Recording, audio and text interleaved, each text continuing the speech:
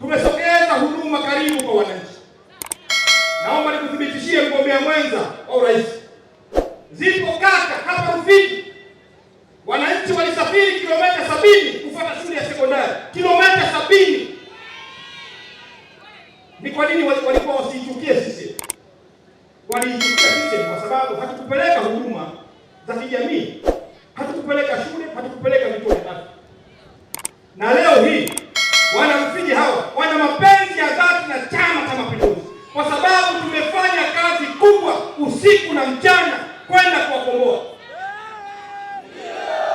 Walikuwa na shule moja ya sekondari, kidato cha 5 na kidato cha 6 ilikuwa shule moja ya sekondari. Hali hii iliwafanya Warufiji hawa wakose elimu.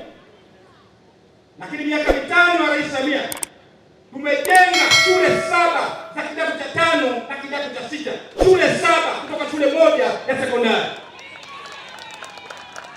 Rais Samia alipoingia madarakani alikuta vituo vya afya vitatu katika wilaya ambayo ni kubwa kuliko mkoa wa Kilimanjaro.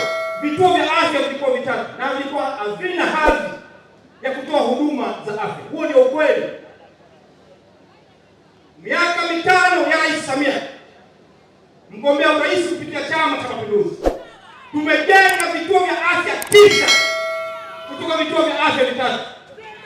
Tumejenga vituo 9 vya afya. Tumepeleka vituo vya afya kule ambapo wananchi walilazimika kusafiri kilomita 100 kufuata huduma za afya. Ni kwa nini hawa wananchi wasipende CCM moja? Naomba nikuthibitishie, kilio cha wananchi hawa kilikuwa ni barabara. Toka wapate uhuru hawakuwa na barabara za lami. Huo ndio ukweli. Hawakuwa na barabara za lami. Hauna danganya? Au nipo peke yangu hapa? Chama cha Mapinduzi kupitia ilani yake ya Chama cha Mapinduzi 2020-2025 na rais wetu na mgombea wa urais kupitia Chama cha Mapinduzi tumefanya kazi kubwa sana, kutoka barabara